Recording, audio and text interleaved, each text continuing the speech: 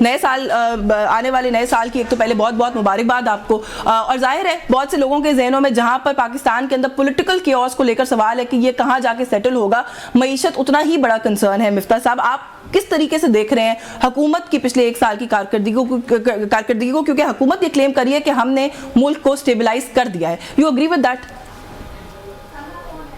Know, not at all. شکریہ یاسمین. دیکھیں حکومت نے تو مجھے بتا دیں کہ کیا اقدامات اٹھائیں جس سے ملک سٹیبلائز ہوا ہے. کیا انہوں نے کوئی بجلی کے گیس کی قیمتیں کم کی ہیں؟ کیا انہوں نے کوئی بجلی اور گیس کے اندر کوئی چوری رکوائی ہے؟ جو افراط زر کم ہوا ہے کیا اس میں ان کا کوئی رول ہے؟ کیا انہوں نے کوئی بجٹ ڈیفیسٹ کم کیا ہے؟ کوئی چیز حکومت نے نہیں کی ہے. یہ بات درست ہے کہ معیشت جس ابتر حالت میں لاسٹ ایئر تھی اس سے تھوڑی سی میکرو اکنامک نمبرز بہتر ہوئے ہیں, اور اس کی وجہ صرف یہ ہے کہ دنیا بھر میں خام تیل کی قیمتیں کم ہوئی ہیں, جس کی وجہ سے پاکستان میں پیٹرول ڈیزل کی قیمت کم ہوئی ہے, جس سے یہاں پہ انفلیشن کم ہوا ہے. قیمتیں کم نہیں ہوئی ہیں, افراط زر کم ہوا ہے, جس رفتار سے قیمتیں بڑھ رہی تھی اس میں کمی آئی ہے. جی, rate of growth of inflation کم ہوا ہے. بالکل ریٹ آف, ہاں جی. اور جو معیشت کی جو اکانومی کی جو بڑا وہ ہے جو گروتھ ہے وہ پہلے کوارٹر میں 0.9% تھی. ہماری جبکہ جو پاپولیشن ہے وہ 2.4 سے بڑھتی ہے.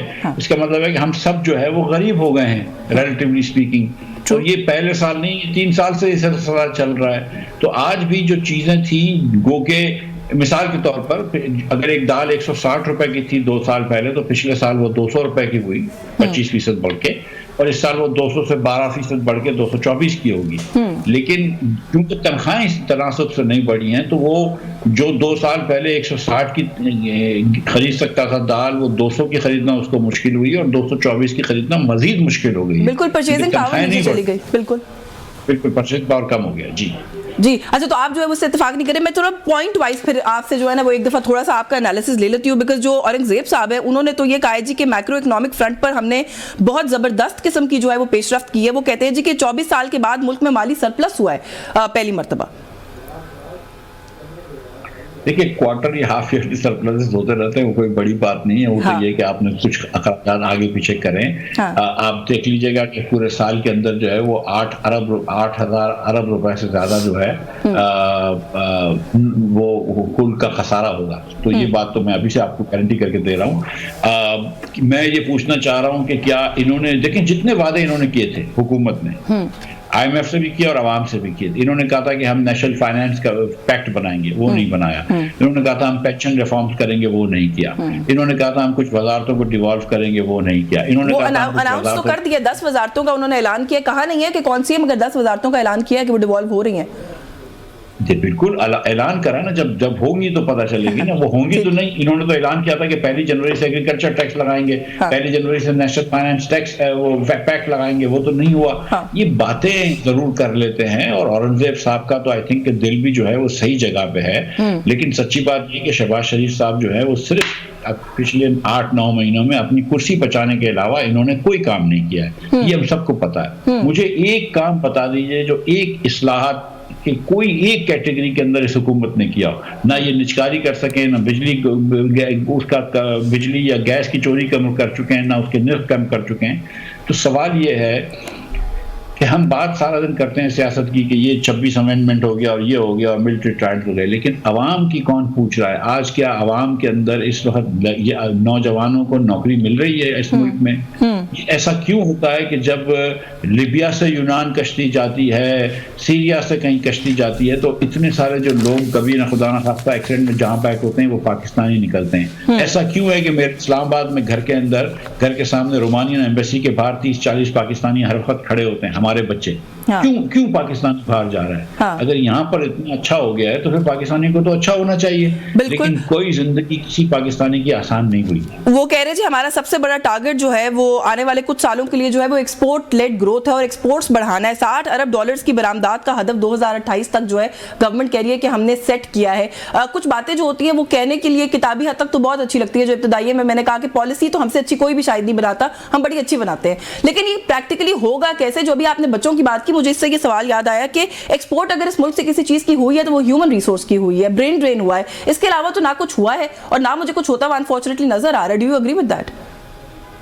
ایبسلیوٹلی. دیکھیں اگر یہ کہہ رہے ہیں کہ ہم 2028 کے اندر 60 بلین کی ایکسپورٹ کر رہے ہیں. اس کا یہ مطلب ہے کہ آپ کو سالانہ وہ 18% گروتھ کی بات کر رہے ہیں. تو پہلے 6 مہینے میں تو 4% گروتھ ہوئی ہے. تو ہم کو بتائیں گے 18 کیسے ہوگی. پھر مجھے یہ بتائیے کہ ایک پیسہ بھی, یہ جتنی بھی دعوے کرتے تھے, کیا ایک پیسہ بھی بیرون ملک سے آیا ہے پاکستان میں سرمایہ کاری کا؟ کیا پاکستان میں سرمایہ کاری خطے میں سب سے کم نہیں ہوتی as a percentage of GDP؟ کیا پاکستان کی بجلی اور گیس کے جو ٹیرفس ہیں وہ پورے خطے میں سب سے مہنگے نہیں ہیں؟ میں نے ٹویٹ کیا ہے کہ آپ کی بجلی جو ہے, آپ کی صنعتی بجلی کی جو نرخ ہیں وہ Indonesia, Malaysia, Thailand, South Africa, Vietnam, Kenya, اور پورے خطے میں ہندوستان, بنگلہ دیش وغیرہ سب سے مہنگی ہے. تو پاکستان میں کوئی کیوں سرمایہ کاری کرے گا؟ اور ظاہر ہے کہ سرمایہ کاری جب نہیں ہوگی اور نوکریاں نہیں ہوں گی تو ہمارے نوجوان یا تو یہاں پہ بیچارے ان امپلائمنٹ پہ رہیں گے یا غربت پہ رہیں گے. آج 10 کروڑ 50 لاکھ پاکستانی غربت پہ, یا وہ کوشش کریں گے کہ کہیں سے باہر نکل جائیں ملک سے, اور وہ ہو رہا ہے. اچھا سر, آپ نے بھی کہا نا FDI کی آپ بات کر رہے ہیں, فورن ڈائریکٹ انویسٹمنٹ کی آپ بات کر رہے ہیں. فورن ڈائریکٹ انویسٹمنٹ تو وہ بڑا فگر کوٹ کر رہے ہیں, وہ کہہ رہے ہیں 31% کا اضافہ ہوا ہے.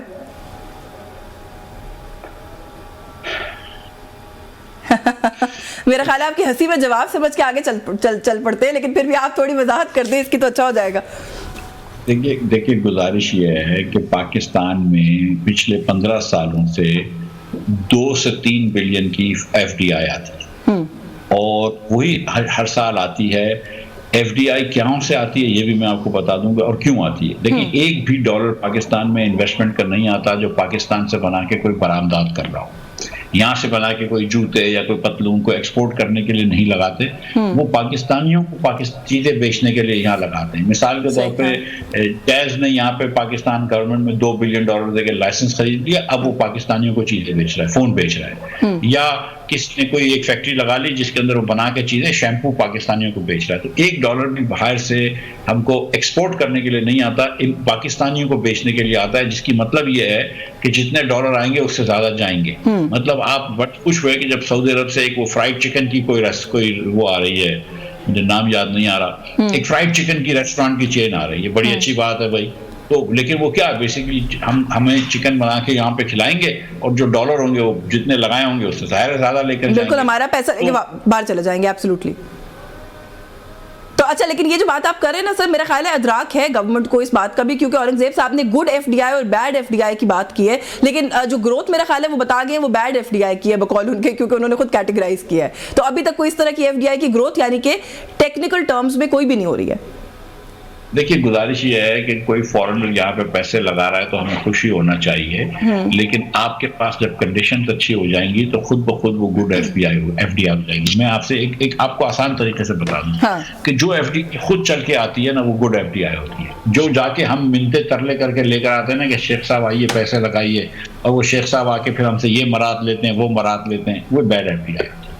ہاں بالکل ٹھیک ہے. اچھا سر, آپ کیونکہ فائنانس منسٹر رہے ہیں, مجھے تھوڑا سا یہ ایکسپلین کریں. آئی ڈو انڈرسٹینڈ تھوڑی سی جو معیشت کی چھوٹی موٹی سمجھ ہے مجھے کہ آپ کو پرسنٹیج کے اندر گروتھ, ڈکلائن, یہ چیزیں بتانی پڑتی ہیں, لیکن گورنمنٹ یہ جو پرسنٹیج کا استعمال ہے یہ اتنا زیادہ اپنے انٹرسٹ میں کیسے کر لیتی ہے؟ اور میں جان کے امان مانگ کے یہ بات بھی کہہ رہی ہوں کہ یہ اسحاق ڈار صاحب کا ٹرائڈ اینڈ ٹیسٹڈ فارمولا ہمیشہ رہا ہے, اور مجھے اسی کی جھلک نظر آ رہی ہے.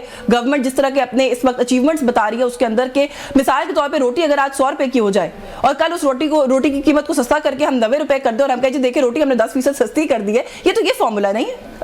آئی مین یہ تو گورنمنٹ ایک بیڈ اکانومی کو خالی پرسنٹیجز کے اندر گھما کے لوگوں کو کائنڈ آف مس گائیڈ کر رہی ہوتی ہے. دیکھیے میں جب فائنانس منسٹر تھا تو مجھ سے 17-18 میں تو لوگ پوچھنا ہے کہ سر GDP گروتھ کیا دکھانی ہے وغیرہ وغیرہ, تو میں نے کہا یار جو نمبر ہے وہ دے دو. دیکھیں سچی بات یہ ہے کہ اگر حکومت آج کہتی ہے کہ فلاں انفلیشن ہے, فلاں افراط زر ہے, فلاں مہنگائی ہے, لوگ میں اور آپ دیکھ لیتے ہیں کیونکہ ہم لوگوں کا یہ کام ہے سیاست میں یا جرنلزم میں.